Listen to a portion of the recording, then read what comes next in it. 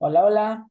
Bueno, pues en esta temporada, no sé si lo voy a llamar la temporada de verano 2023, pues voy a hablar de varios temas poco polémicos y pues trataré de retomar, ir subiendo videos cada semana. Como ves en el título, ahorita te voy a hablar acerca de los problemas en el sistema educativo en México. Eh, los próximos videos pues serán del colonialismo, la desigualdad, eh, sobre el socialismo. También tocaré temas sobre el cuidado de los animales, ¿no? Que tengo videos, varios videos sobre de mis gatos, cuestiones de fútbol, hablando de problemas y polémica. Y bueno, pues vamos a empezar con este video acerca de los problemas de la enseñanza. Para empezar, yo creo que tenemos que entender que le estamos fallando a los alumnos. Y al estarle fallando a los alumnos, nos estamos fallando a nosotros mismos. Porque el mayor problema de la humanidad, y evidentemente el mayor problema de México, es la ignorancia, ¿no? Hoy vivimos en el mundo del yo opino, eh, vivimos en un mundo con poca reflexión, vivimos en un mundo que no es empático, un mundo que por lo tanto se vuelve egoísta, en el cual hay graves problemas y en México son muy claros, como la pobreza, la desigualdad, el hambre. Hay quien podría pensar es que en México no hay gente que sufra o termine pereciendo eh, justo por cuestiones relacionadas con el hambre. Quizá donde tú vives no, pero sí hay gente que en México vive con muy pocos recursos. Y para que nosotros dejemos de ser tan egoístas, porque el egoísmo genera un problema, porque la gente que tiene esa mentalidad no entiende que la manera de estar bien es que la mayoría esté bien o que todos estemos bien. Porque si tú solo ves por ti mismo, por los más cercanos a ti, nada más, pues quien tenga una mentalidad igual de nociva que la tuya, tarde o temprano va a chocar contigo. Y entonces él te va a violentar y te puede privar de ciertos derechos, de ciertos recursos, y eso va a generar un ciclo infinito, ¿no? Entonces, mientras no fomentemos el conocimiento, que eso se fomenta en la escuela, pues el país, la sociedad, la humanidad va a seguir podrida. En México tenemos un binomio que es el mayor problema o de los mayores problemas de nuestro país, ¿no? Yo sostengo que el mayor problema de México es su población y eso tiene que ver con este binomio, que hay mala educación en casa y mala enseñanza en las escuelas. Porque la educación empieza en casa, la educación se da con el ejemplo, con poner límites, con enseñar a ser empático, con enseñar a ser tolerante, cuestiones básicas de modales, de respeto, ¿no? De no crear pequeños monstruitos. Con eso empieza la educación. Y luego está la escuela, donde la escuela también se educa, pero la escuela es donde más se enseña. En la casa también se debe enseñar, también se debe de hablar pues, de ciencia, de cultura, pero la escuela es el templo del conocimiento, del saber. Eso debe ser. Entonces, si la escuela no lo está haciendo, bueno, estamos jodidos, ¿no? O sea, no importa quién nos gobierne, no importa quiénes sean los ricos del país, quiénes sean los grandes empresarios, cómo se invierta, no importa. Mientras siga habiendo mala educación en casa y mala enseñanza a las escuelas, esto va a seguir podrido. ¿Ok? Eh, tenemos que entender también en casa y en las escuelas, porque también en las escuelas ya estamos siendo muy tóxicos, que los niños, las niñas, tenemos derechos, pero con esos derechos vienen obligaciones. Y uno de los problemas que también tenemos muy cotidianos actualmente es eso. La gente conoce sus derechos, o algunos de sus derechos, y los exige, pero no cumple con sus obligaciones. Eso en el salón de clases se ve mucho. El clásico alumno, que es de los que no hace nada, de los que entrega todo al final, de los que apenas pasa de milagro la materia, pero cuando llegas a prepa, ya con pasar de milagro no basta, porque entonces tienes que presentar examen final, cosa o figura que no existe en primaria y secundaria. Ahí si pasas con 6 ya pasaste, o con 7 si te lo regalan. Acá no. En prepa ya tienes que hacer un examen final, que también te llega a regalar calificación, pero tú mismo te vas metiendo el pie y cuando quieras, que ahorita acaban de salir los resultados de universidad y es muy triste ver chicos en general disciplinados, eh, cultos, etcétera, pero que no les alcanza.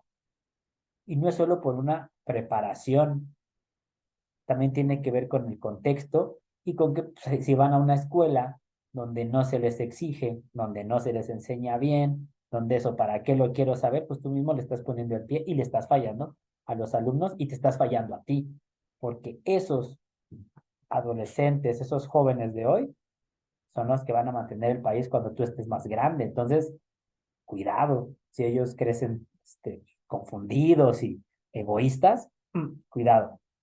Entonces necesitamos en las escuelas subrayar que con los derechos vienen las obligaciones.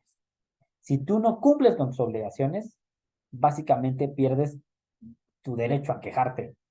No, si es que el profesor dejaba mucha tarea, es que se tardaba en calificar, es que llegaba tarde, es que, no sé, a veces desayunaba mientras nos dejaba un ejercicio. No es lo ideal, pero pues, si el alumno no hace nada, si el alumno falta, porque, ay, es que amanecí con flojera, ay, es que está lloviendo. Entonces no tienes derecho a quejarte, porque además, el día de mañana que trabajes, si haces eso en un buen trabajo, en un trabajo con gente bien estructurada y demandante, no vas a durar con ese tipo de costumbres. A menos que llegues ahí por nepotismo, entonces vas a ser el recomendado y quizá no te corran. Eh, Algo que ha pasado en México siempre y que no importan los colores que estén en el gobierno, es que creamos nuestros propios Frankenstein. O sea, agarramos modelos de países que no se parecen a México, que no vemos la cantidad de población, la idiosincrasia de la gente, la cultura, y los queremos adaptar aquí. Que no entendemos que nuestro país es multicultural, es diverso, y lo que puede funcionar en la Ciudad de México con la infraestructura que en general tiene la Ciudad de México, las oportunidades, todo lo que tiene que ver con cuestión de electricidad, acceso a Internet, no lo tienen en otros estados y en regiones muy marcadas de la República. Entonces no podemos querer aplicar lo mismo, porque no te va a funcionar, porque vas a seguir delegando a los que siempre has delegado y va a seguir habiendo problemas como la migración, la violencia, el crimen, etcétera, ¿no? Entonces, y ahí han pasado casi todos los colores en el poder y siempre crean unas cosas horribles. Ahorita están con lo de desaparecer los grados educativos, no me he metido más allá, eh, van a desaparecer algunas, pero más que desaparecer, realmente les van a cambiar el nombre, van a fusionarlas entre sí. Se podrá decir que tienen una buena intención con algunas, pero si no es algo bien planeado, lo que no está bien planeado está destinado a fracasar y a crear más confusión. Y yo soy de los que cree que las últimas generaciones están saliendo más ignorantes de lo que salíamos antes. Y eso tiene mucho que ver con los factores que están rodeando, insisto, con esta parte de no recalcar las obligaciones, de no exigir, pero bueno, no voy a adelantar. Eh, el siguiente punto es ese, el de la exigencia. Y no quiero caer en el discurso del vencedor, que lo menciono en el video de la desigualdad, que es algo que repito mucho. ¿Qué es el discurso del vencedor? Cuando tú dices la falacia, suéñalo, esfuérzate y lo vas a lograr. Eso no pasa, desgraciadamente así no es la vida. Ojalá si lo fuera y muchos hubiéramos sido astronautas, escritores, futbolistas, trabajaríamos en zoológicos, saldríamos en canales enseñando especies endémicas de diferentes partes, pero no, no es así. En la vida hay un contexto, está cuestiones físicas, ¿no? Pues cuestiones, tu estética, está, pues las influencias que puedas tener, el lugar en el que naciste, etcétera, etcétera. Y aunado a eso, pues sí tiene mucho que ver tu esfuerzo, tu preparación, tu voluntad y ese golpe de suerte. Ajá. Pero, pues si de plano en las escuelas no les estamos exigiendo, si en casa no les exigen, si en casa no les revisan el cuaderno y luego llegan sorprendidos, es que ¿por qué mi hijo reprobó si mi niño tan perfecto ya revisó su cuaderno? Cuaderno del niño, el cuaderno de los que sí trabajan, lo empezamos a comparar. Tiene la mitad de los apuntes o menos de la mitad. ¿Qué esperaba si no trabaja? ¿Cómo iba a aprender? ¿Qué es lo más lógico? Aunque hay algunos que ya empiezan a cuestionar eso, yo no sé por qué, yo no sé de dónde. Pero bueno, insisto, sin caer en el discurso del vencedor, pues claramente si alguien no se esfuerza, si alguien no trabaja en el salón, si alguien no le pone atención al profesor, no copia lo que apuntó en el pizarrón, o ya no apuntamos en el pizarrón, no copia lo que está en la pantalla, no pregunta sus dudas, está todo el tiempo metido en su celular porque ahora, después de lo del COVID, bueno, el celular se usa para ciertas herramientas, pero también hay quien no lo usa nunca para la clase, lo usa para todo menos para aprender, ¿no? Entonces, pues ese alumno, ¿cómo quieren que aprenda? ¿Cómo quieren que pase? ¿No? Ese es otro problema muy marcado. Y ahorita te he dado así como unas pequeñas lucecitas, ¿no? Que estamos fallando a los alumnos, mala educación en casa, mala enseñanza a las escuelas, que armamos unos monstruos horribles en nuestros disque, nuevos modelos educativos, que no se exige dentro de la escuela, ¿no? ¿Y qué necesitamos? Insisto, trabajar, que el alumno trabaje, que el alumno escriba a mano, eso sí está comprobado, ¿no? Porque yo sí conozco coordinadores, directores, directoras, que perdón, pero dicen con unos huevos, es que ya no volvamos a prácticas obsoletas. O sea, ¿qué prácticas obsoletas? ¿Dónde hay un estudio que diga que un alumno que no escribe nunca en un cuaderno aprende lo mismo o más que el que sí escribe? O sea, ¿de dónde sacas esos datos?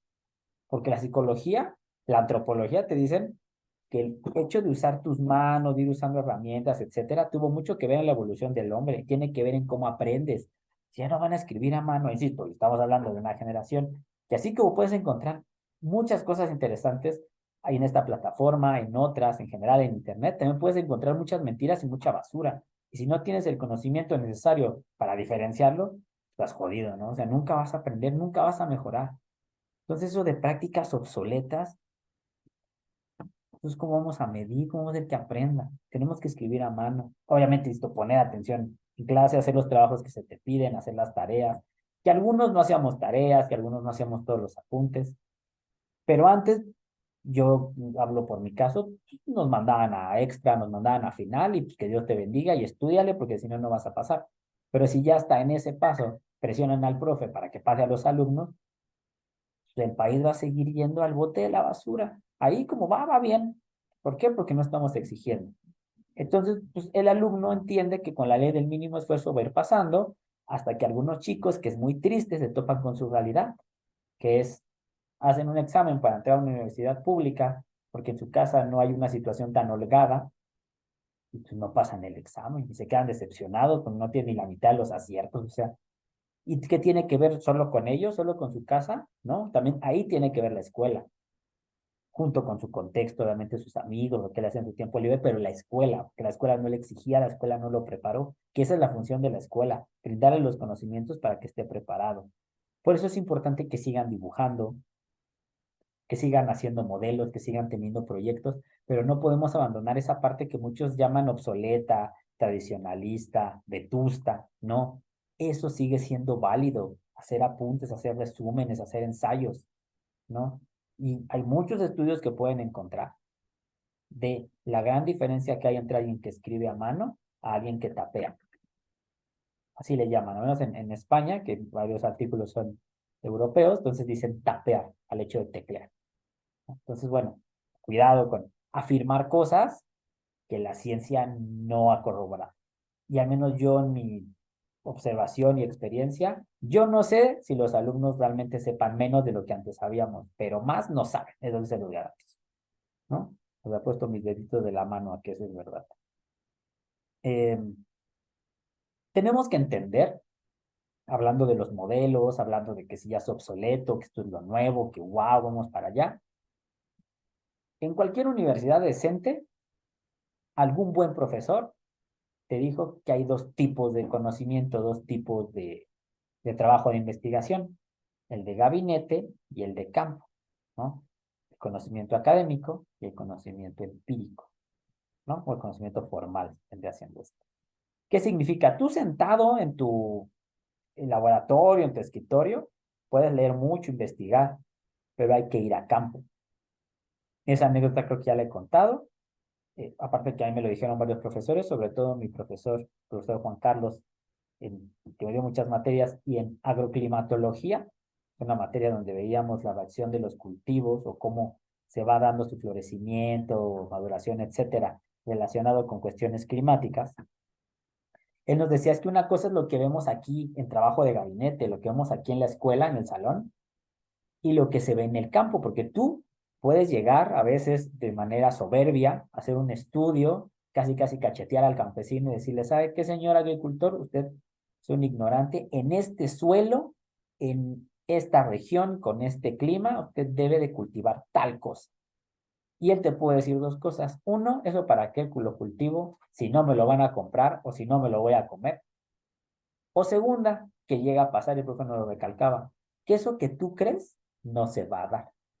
Y él te va a decir, es que eso no se da. Y tú vas a decir, no, yo, si yo estudié, yo soy. Y cuando lo haces, efectivamente, el agricultor tenía razón. Ese cultivo ahí no se da. ¿Por qué él vive ahí? Porque esa también es la parte del conocimiento empírico. ¿Por qué lo menciono?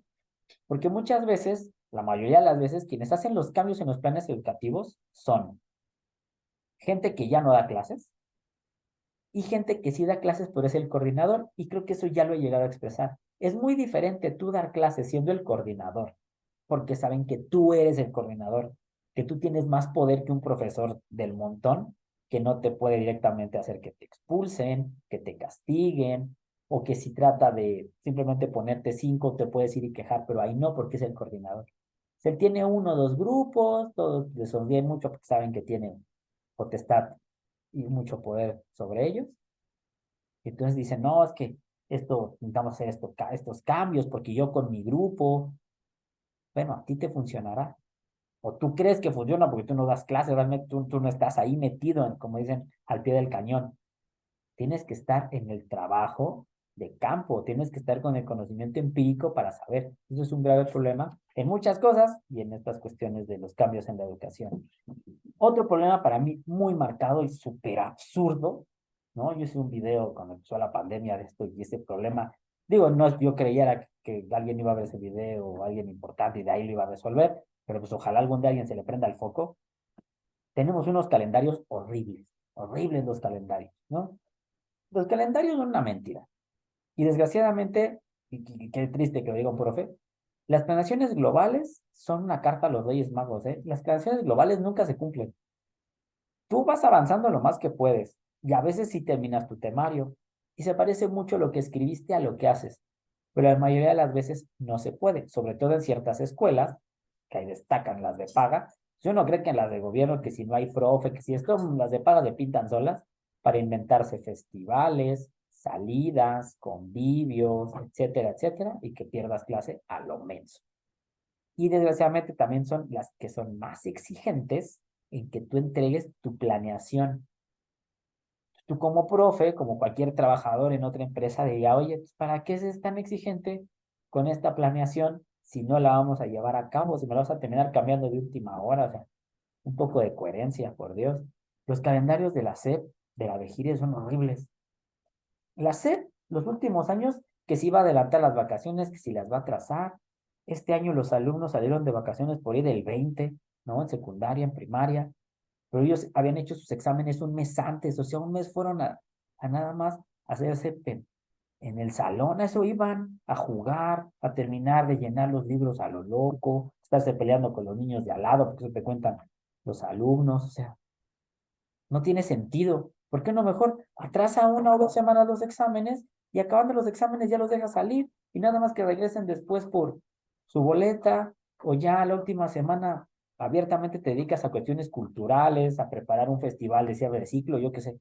Pero ¿por qué nos tomamos el pelo diciendo, no, no, no, mi calendario tiene 200 días de clase, tiene 180 días de clase, ¿no?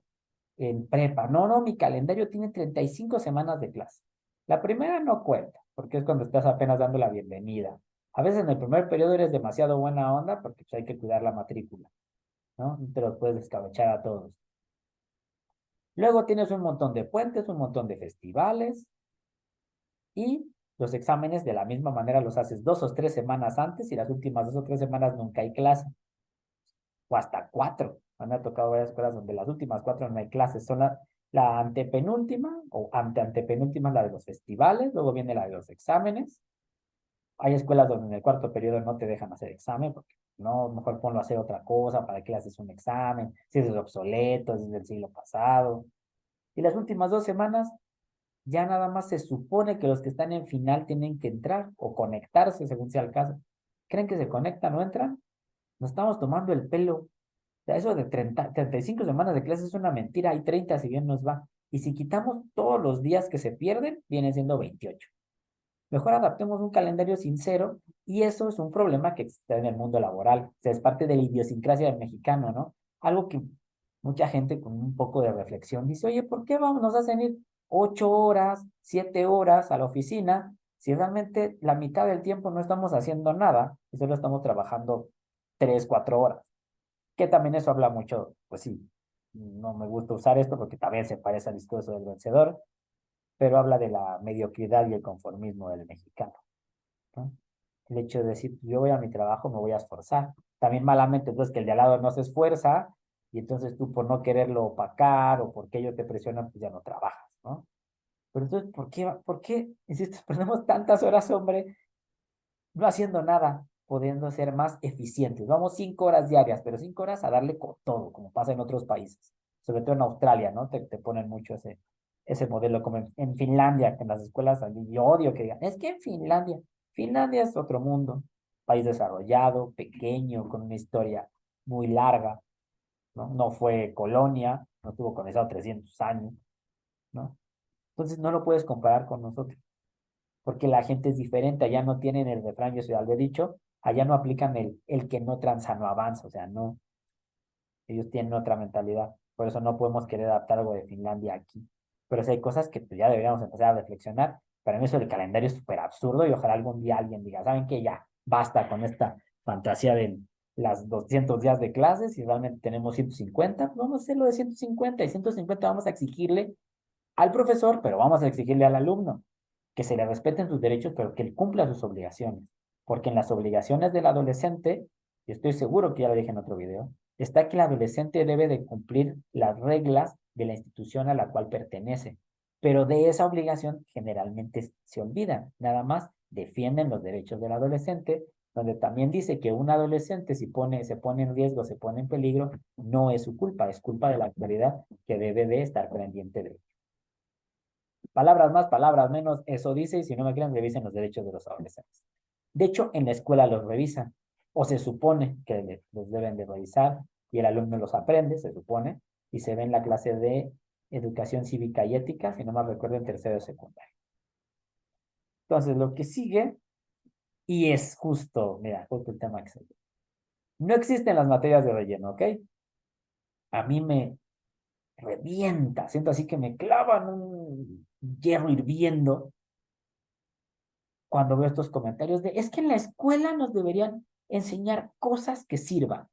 Uno, todos los días en tu vida, todos los días, tienes contacto con cuestiones como la física, la química, la biología, la geografía, probablemente también o seguramente con la sociología, probablemente con la historia, con la antropología, o sea, sí te enseñamos cosas que pasan en el mundo real.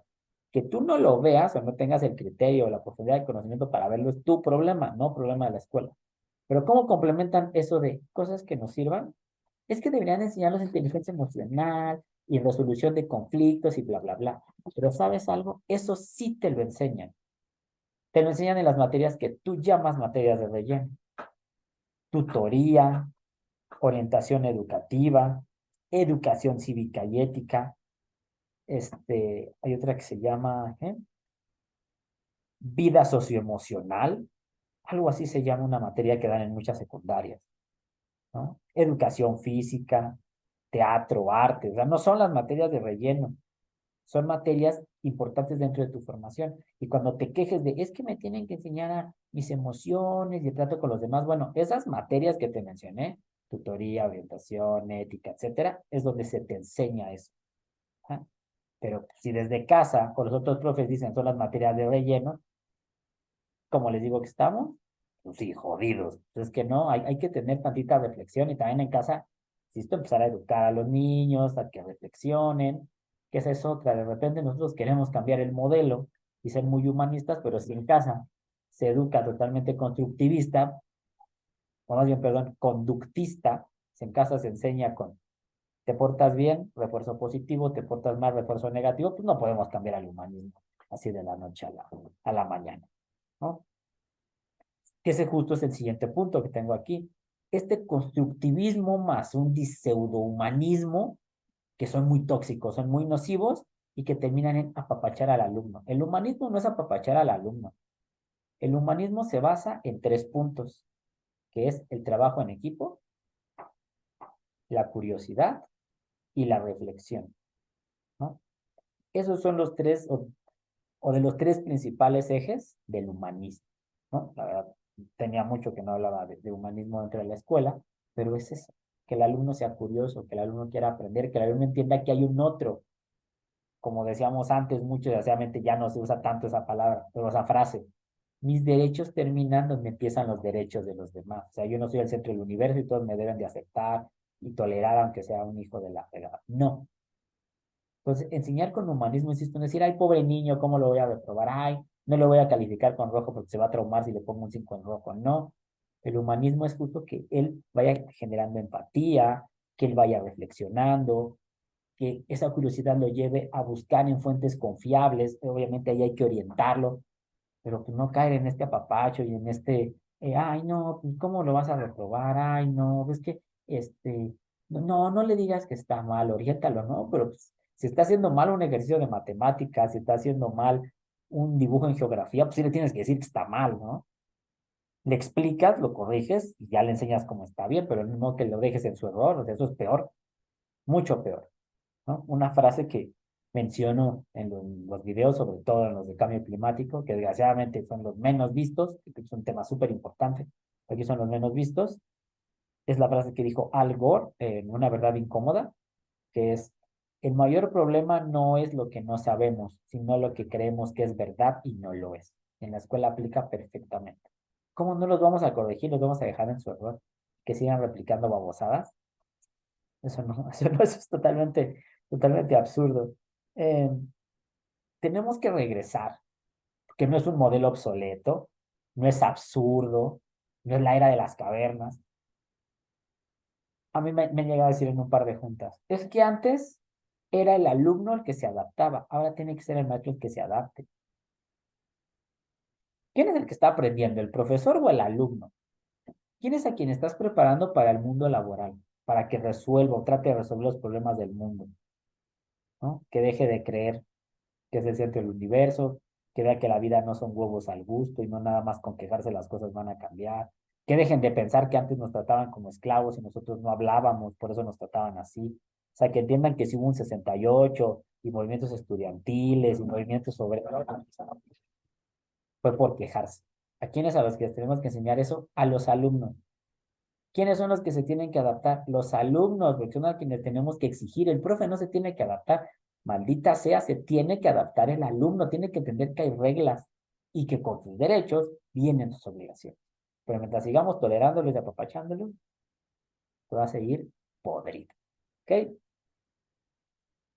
Lo que sí ya lo mencioné, lo estamos preparando para el mundo laboral.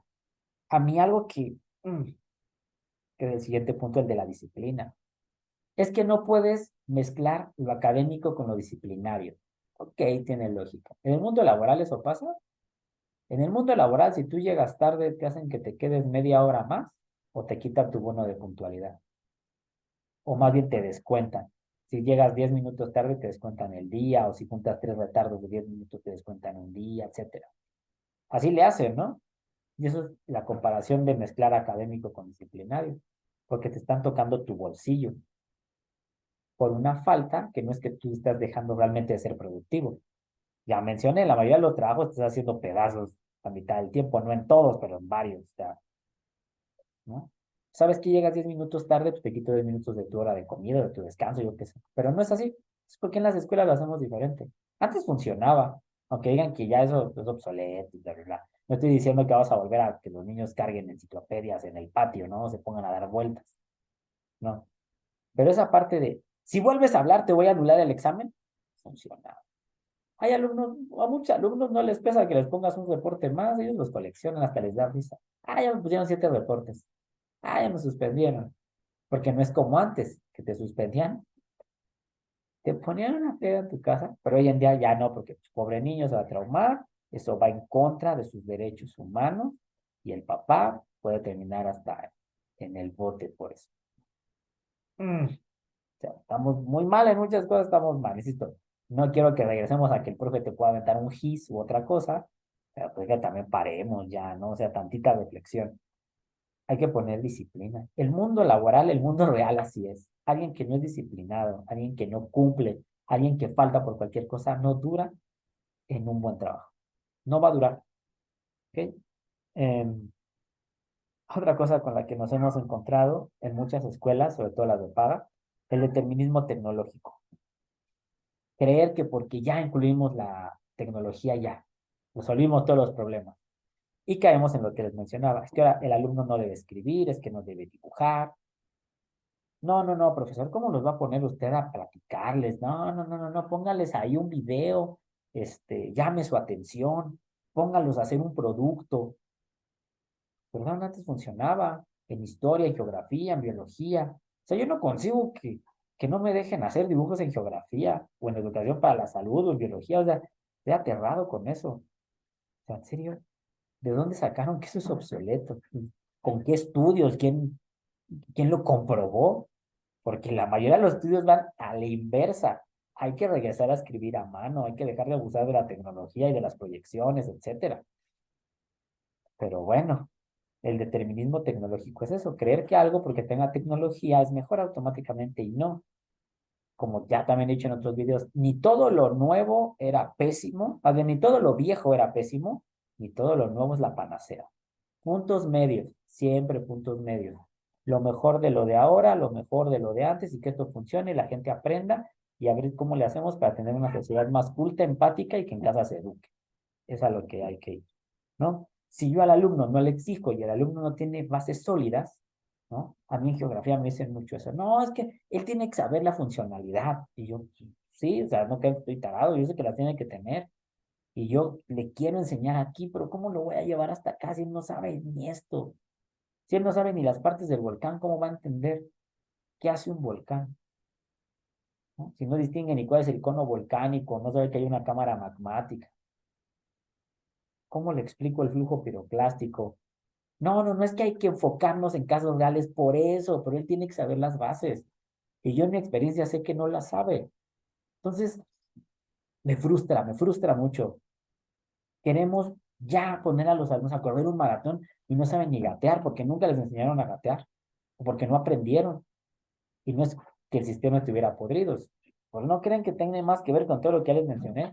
La educación en casa, que no saben, no cumplen con sus obligaciones, pero exigen sus derechos, que ya no se les exige escribir. Otro punto que no he mencionado y creo que todos lo sabemos, que abiertamente hay escuelas donde lo mínimo que le ponían al alumno durante la pandemia era 8. Pues obviamente crecieron todos bodoques, ¿a qué esperaban? ¿Que iban a crecer unos eruditos reflexivos? Pues no, eran unos bodoques, simplemente bodoques. Entonces, está muy complicado. Eh, y si le fallamos a la sociedad, si pudrimos más del sistema, pues nosotros vamos a estar peor. Nunca vamos a resolver nada, esto va a estar solo más jodido. Entonces, pues hay que tratar pues de ponernos a pensar, de que gire esta ardillita y ver cómo solucionamos estos problemas. Pero los problemas en la educación son muchos, ¿no? Yo te resumí los que yo creo y creo que de estos tendrían varios más, pero estos son los que yo identifico claramente después de más de 10 años ya dando clases. Y pensando también en cómo era yo como alumno, ¿no? Yo sí como alumno era un bodoque, no hacía tareas, ya era conformista, pero afortunadamente a mí me tocó un momento en el que sí te exigían y por eso aprendí. Por eso hoy en día, incluso en Comipen pude dar biología y química, y son dos materias que yo en la prepa las reprobé. Hice varias veces el extra de ambas materias, pero por eso aprendí. Porque a mí nadie me dijo, ah, ya, páselo, pase a Cuau, pobrecito, dele chance. Él no quiere ser químico ni biólogo, páselo, ¿no? Cuando se fue a extra, tuve que estudiar para mi extra, lo hice varias veces hasta que lo acredité con mi conocimiento. Y por eso tengo las bases para ahora sí, ya siendo un adulto, ya conociendo mi aprender a aprender, buscar en fuentes confiables y poder sustentar lo que iba y le explicaba al alumno para ayudarlo, para que él pudiera acreditar su examen de ingreso a bachillerato, que está próximo a salir ese resultado, ¿no? Entonces, Que esa es la otra, pensando en los exámenes de admisión eso te preguntan. Sí hay preguntas que les llaman actitudinales, ¿no? Preguntas de reflexión, y son preguntas que realmente te exigen conocer el tema para poderlas pasar. Pero hay muchas preguntas que son de memoria. A los chicos que van a hacer el examen de ingreso a la UNAM se los digo. Hay preguntas que son de memoria y son las preguntas, yo creo, más sencillas y son rápidas de responder. Si no tienes bien esas, no te vas a quedar. ¿Quién es el gran libertador de Sudamérica? Pues Bolívar, ¿no? ¿Quién fue el primer hombre que pisó la luna? Neil Armstrong. ¿Quién creó la teoría de la evolución de las especies? Charles Darwin. O sea, si esas no te las sabes, estás frito en ese examen. Ni te tomes la molestia ni gastes tu dinero en ir. De las partes siempre más interesantes y desafiantes cuando hablas de estos temas es qué soluciones se proponen. Uno, menos show, menos estética, más conocimiento. ¿Ok? Cosas que funcionen, no cosas que se vean bonitas. Que las escuelas nos dejemos de los shows de talento, la mañanita mexicana. Me revienta el Halloween, porque además en mi temario de prepa, dos semanas antes generalmente veo el tema de homogeneización cultural y resistencia cultural. O sea, cómo la homogeneización, el hacernos todo con una cultura dominante, cultura blanca, eurocéntrica, o hacernos como los estadounidenses es dañino, y justo el máximo ejemplo es ese, el Halloween aplastando el Día de Muertos. Y a las 2 semanas en las escuelas, vamos a organizarles un Halloween. Esas mismas escuelas que son tan exigentes con la planeación global y que a la mera hora te quitan 2, 3 horas de clase, ¿no? Y peor, si te toca que sea un grupo al que veas 2 horas seguidas, ya te fregaron bonito tu planeación. ¿Por qué? Porque pues hay que hacerles un Halloween, pobrecitos niños. O sea, entendamos que no. Menos show, una frase que 2 personas diferentes, madres de alumnos, me han dicho es palabras más, palabras menos. Si las escuelas se esforzaran en enseñarle a los alumnos lo mismo que se esfuerzan en adornar cuando hay festivales, la educación sería un éxito. Y eso es verdad. Cuando hay festivales, se gasta, y se genera de basura, también a mí como el de geografía me revienta por eso. Se genera un montón de basura. El papel craft está hecho para hacer basura. Y lo peor, se esfuerza el alumno, hace productos muy llamativos, muy bien hechos, los expone 3, 4 horas y le dicen que ya los tiene que quitar, entonces todo eso se vuelve basura, hasta realmente ni se disfruta, ni vale la pena, es absurdo, es absurdo. Pero bueno, menos show, cosas más funcionales, que las clases se den, ¿listo? Como ya les mencioné, mejorar el calendario, o sea, vamos a ser muy sinceros, se dan en prepa solo 30 semanas de clase, 30 semanas efectivas, pues dejémoslo en 30 semanas y dejemos de tomarnos el pelo, las otras 5 semanas aprovechémosla para otra cosa, para otro tipo de actividades, ¿no? O, pues entonces, seamos más exigentes, dejemos de hacer tanto festival y tantas babosadas y démosle clase para que el alumno aprenda, porque no es como que no necesita aprender más. Otro, sobre todo en nivel básico, pero en prepa también pasa, poder reprobar al alumno. O sea, si el alumno no entregó, pues no entregó. Que no lleguen, ay, profe, ándele, acéptele su tarea. Uno por buena onda lo hace, porque hay alumnos que dices, bueno, pero el mundo laboral no es así. Pocas son las empresas que son así. Realmente en una empresa, si tú no entregas el reporte el día que te lo pidieron, te corren, te meten en una acta administrativa, lo que sea. Entonces, no, realmente el alumno no cumplió, pues que repruebe, así era antes. No, y no estamos, que no quiero volver a que no, el profe que reprueba a todos los alumnos, uy, es un super profe, por eso reprueban todos. No, seguramente algo hace mal. Pero también no es de que el profesor que solo reprobaron 2 de 100 es un gran profe, ¿no? No se trata de eso, se trata de cuánto enseñas. Y algo que sí cuestiono, y yo, no sé, igual estoy mal, pero yo sí me la creo. Cuando me dice, es que usted de los que más reprobados tiene, también considero que soy de los que más los enseña. A mí no me pesa que me digan eso. Si realmente yo faltara, no diera clase, los pusiera a ver películas, diría, no, pues soy un mal profe, por eso reprueban todos. Pero pues yo les estoy enseñando y los estoy preparando para lo que se van a enfrentar cuando hagan un examen y ingreso a la universidad, cuando quieran entrar a un buen trabajo en el gobierno o en una empresa privada. Esto te va a costar. Si hay que enseñarles que hay que sacrificarse y hay que esforzarse. Que eso no es todo en la vida, además. Y eso, el reprobarlos, el exigirles, les va a enseñar algo que le hace mucha falta a estas generaciones. Controlar la frustración. Una gran lección que les tenemos que dar y en las escuelas es un buen espacio para hacerlo. reforzar la disciplina. Digo, para mí yo creo que quitarle un punto a alguien que no te deja dar clase debería estar permitido, ¿no? Que si el alumno está, insisto, rompe y rompe la clase, pues lo saques del salón y no saben, no, profe, ¿sí cómo lo va a sacar del salón? Su papá lo vaya a demandar porque le está cortando su derecho a la educación. Neta, neta, con esas cosas salen. Y luego decimos que las escuelas están jodidas, pues que con esas reglas tú te esperabas, ¿no? El alumno es el rey, el alumno tiene todo el poder, tenemos que cambiar eso. Hay que exigirle para que aprenda. Otra solución, necesitamos más horas de clase y más materias.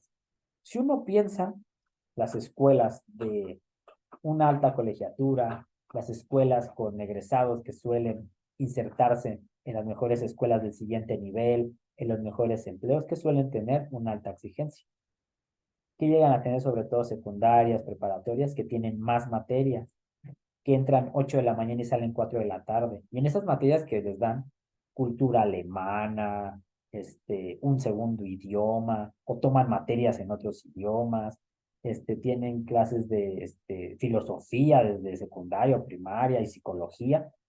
Pues que pues obviamente que en esas materias ves otro tipo de conocimientos, también se te exige, se complementa con otras materias y por eso sales mejor preparado. O sea, para mí no es un gran secreto, hay que observarlo, preguntar y ahí lo ves, ¿no? Y dejar claro que esas no son las materias de relleno, son materias que también te están preparando. Y por último y fundamental, que eduquen a sus hijos en casa, ¿no? Estas frases que los profes decimos, ¿no? Son de estos memes de profes de, muchos dicen yo quiero una mejor escuela para mi hijo, pero casi nadie dice yo quiero un mejor hijo para mandar a la escuela. Entonces, ahí está. Y yo digo los problemas de la enseñanza en México. Siempre, como siempre, me esforcé porque fuera breve, ya me manché más de 40 minutos. Para sacarlo no tan lento como ven, no tiene imágenes. Así voy a sacar otros varios. Y otros sí, sí les iré poniendo sus imágenes. Yo sé que a algunos no les gusta que sean imágenes fijas, que sean videos, pero el tiempo y la gratuidad no da para que eso se pueda lograr. Este, en fin, se la vi. Pero sí tenemos mucho, mucho que reflexionar. Ya saben que sus comentarios son bienvenidos, sus vivencias, los temas que quieran sugerir para otros videos de esta temporada, ya verano, otoño, porque ya el otoño, recuerden que entra el 22 de septiembre, no falta tanto realmente, pero bueno, ya veremos hacia dónde va. ¿Qué pasa con este invento de que van a desaparecer los niveles, que a los niños que entran a primaria y secundaria ya se les va a meter en un sistema distinto? ¿Y qué va a pasar en las escuelas que ya no quieren que los niños usen papel? Yo sé que hay otras escuelas que lo hacen. También entender que son chicos con ciertos recursos, pero que eso no hace que aprendan más, o al menos no hay ningún estudio científico que lo avale, que diga efectivamente estos niños que no escriben y usan aplicaciones, porque de que se pueden insertar en el mercado laboral, se pueden insertar. Que saber usar las aplicaciones es una gran ayuda, sí, pero en ciertas carreras y usar las aplicaciones, pero eso no significa que el conocimiento duro lo tenga, ¿no? Y si no, bueno, recuerden temas muy de mi carrera, es el conflicto entre Rusia y Ucrania, gente que no sigue sin entender por qué es, qué pasa, cómo involucra, cómo influyen los otros actores internacionales, lo que está pasando en África. Recientemente, la triste noticia de, pues, un golpe de Estado siempre es triste, ¿no? Y hablar de eso en Níger pues, es complicado. Eh, lo que pasa en otros países cercanos como Mali, Burkina Faso, entender qué pasa ahí, por qué están los intereses de otros países, por qué un país no debe permitir que otra potencia quiera dominar sus recursos naturales. O sea, son cosas que uno tiene que saber, pero para llegar a ese nivel, primero hay que saber lo básico, ¿no? No quiero evidenciar, no decir el nombre, pero un amigo sí me preguntó que si era lo mismo Níger que Nigeria. Le dije, no, son dos países diferentes. No sé, quizá también está sorprendido por eso. Yo sé que solo los geógrafos y algunos internacionalistas conoceremos al menos el nombre de todos los países del mundo. Algunos, la mayoría o casi todas las capitales y puertos importantes. Pues, si esto no lo sabe, pero ¿cómo les gusta opinar a todos? Ah, sí, no, no se calla, no, es que la pandemia, no, es que el cambio climático, no, es que el antropoceno, la nueva era geológica, que eso ya se hablaba desde hace tiempo. Se haga un video. También voy a buscar otra vez hacer videos cortitos, hablando de esos temas muy, muy científicos, muy de la geografía física. Pero bueno, gracias por llegar hasta acá. Busquemos todos los días ser más empáticos, más justos y más honestos. Recuerda que si no te gustan los animales o algún animal en especial, pues no le hagas daño. Si no le vas a ayudar, no, no lo obstruyas. Pensemos en generar una sociedad pues que sea mejor, ser mejores nosotros mismos y nada más. Te deseo lo mejor de siempre. Cuídate mucho. Nos vemos hasta la próxima. Chao.